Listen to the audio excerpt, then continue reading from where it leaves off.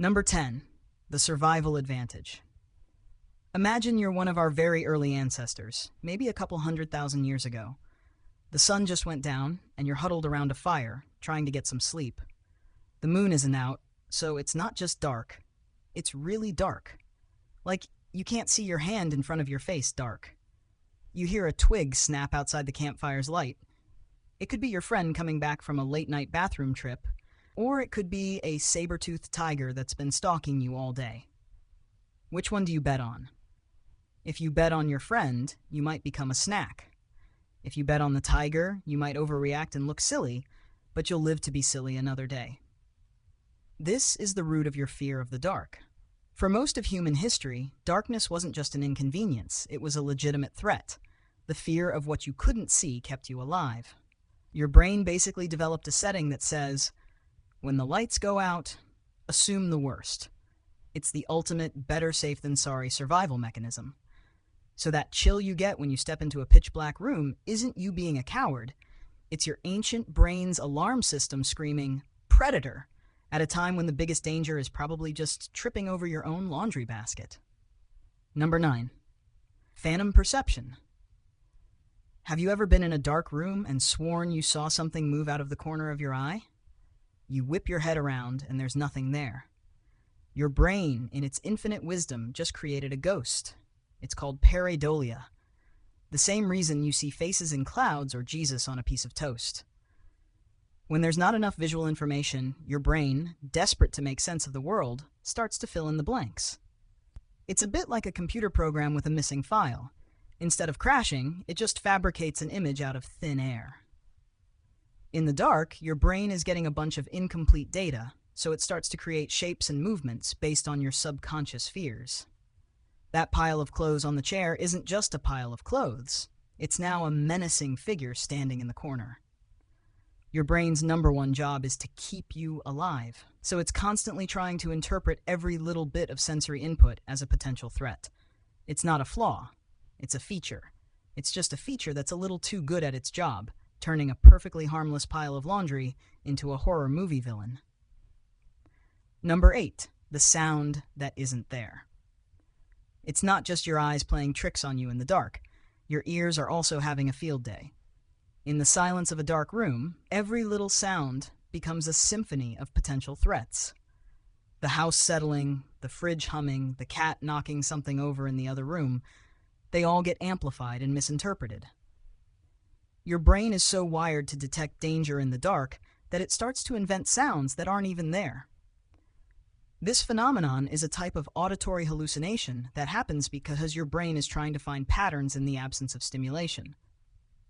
It's like a car alarm that's been set to be super sensitive, and now it's going off every time a leaf falls on it.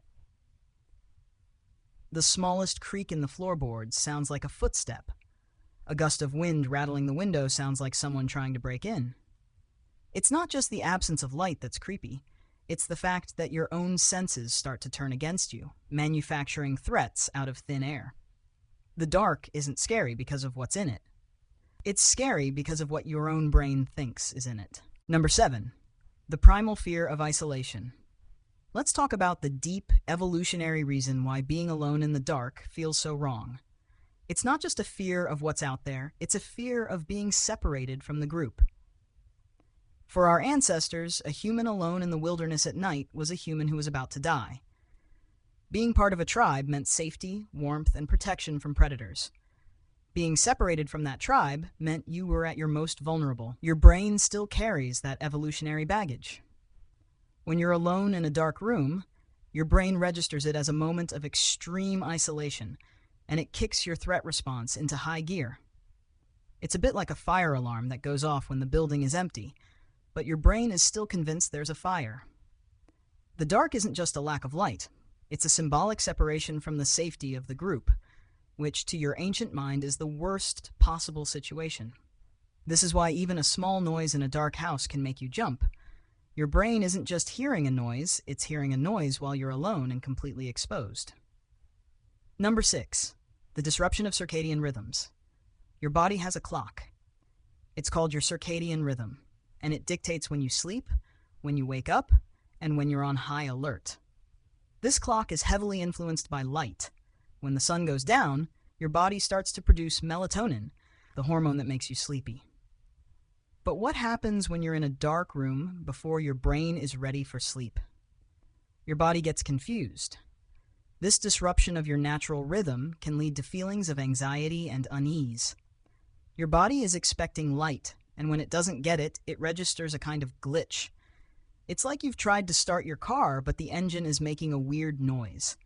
You don't know exactly what's wrong, but you know it's not right. This biological confusion can manifest as a general sense of unease, which your brain, ever the drama queen, interprets as a sign of imminent danger.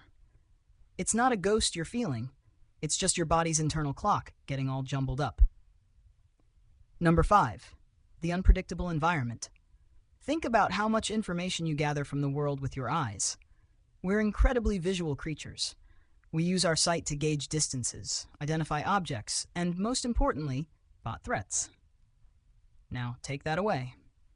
In the dark, your brain is flying blind. The world becomes unpredictable and chaotic. You can't see the furniture you're about to trip over, the spider on the ceiling, or the door you're trying to open. This lack of control over your environment is a massive source of anxiety.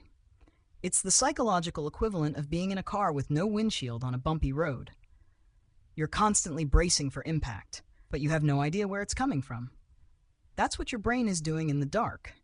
It's preparing for a world of potential impacts, turning every benign object and every innocent shadow into a possible threat. Number 4, the threat of the unseen predator. Let's get back to the good old days of evolution. When the sun went down, we weren't at the top of the food chain anymore. Things with better night vision, like lions and wolves, had the advantage. Our eyes, while great in daylight, are pretty useless in the dark. This gave our ancestors a deeply ingrained fear of being hunted. That feeling of being watched in the dark? It's not a ghost. It's your brain reminding you that you are a squishy, defenseless meatbag at night. This fear is so hardwired into our brains that even if you live in a high-rise apartment in a major city, your brain is still scanning for predators. That little shiver you get when you're walking down a dark hallway isn't you being irrational. It's a tiny, ancient part of your brain screaming, "Something is following you." It's the same part of your brain that makes you check behind the shower curtain even though you know there's nothing there. It's a vestigial fear, like your appendix, but instead of just sitting there uselessly, it's actively making you paranoid. Number 3, the shadow person phenomenon. Ever woken up in the middle of the night and seen a dark figure standing by your bed? You feel paralyzed, you can't scream, and you're absolutely convinced you're about to be murdered by a demon.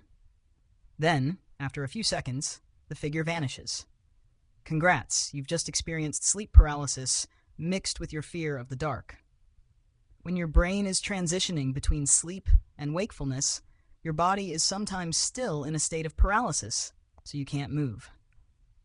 But your brain is awake enough to start panicking. It's also at a point where it's ripe for hallucinations. Your brain, taking the scraps of visual information in your dark room and your primal fear of predators, constructs a menacing shadow person. It's a perfect storm of bad biology. Your mind creates a fear, and your body's temporary paralysis makes you feel helpless against it. It's not a ghost. It's a bug in your system that only happens in the dark when you're at your most vulnerable. Basically, your brain is a world-class horror movie director, and the dark is its favorite setting. Number 2, the uncanny valley of perception. Your brain is really good at recognizing faces and human shapes. It's so good, in fact, that it can sometimes see them where they don't exist. This is a big part of why the dark is so scary. A pile of laundry, a coat on a hook, a chair in the corner. In the low light, these objects lose their distinct characteristics and become something else entirely. Your brain, with its hyperactive pattern recognition software, sees a figure standing there. And it's not a friendly figure. This is where the uncanny valley comes in. When an object looks almost but not quite human, it triggers a powerful sense of revulsion and fear. Your brain is saying, "That's a person, but something is deeply wrong with it." In the dark, this effect is magnified tenfold. A familiar object becomes a terrifying, almost human shape, and your brain's alarm bells start ringing. It's a psychological cocktail of fear. The dark obscures reality. Your brain fills in the gaps, and the result is a perfectly ordinary object that becomes a monster. Number 1. The fear of the unknown. At its core, the fear of the dark isn't really about darkness at all. It's a fear of the unknown. Your brain craves information. It wants to know what's happening, what's around the corner, and what that rustling sound is. In the dark, all of that information is gone. The unknown isn't just a philosophical concept. It's a tangible source of anxiety that your brain is hardwired to fear. You don't know if you're alone. You don't know if you're safe. And you don't know what you're going to trip over. This lack of control and information is what sends your brain into a state of panic. It's the ultimate what if.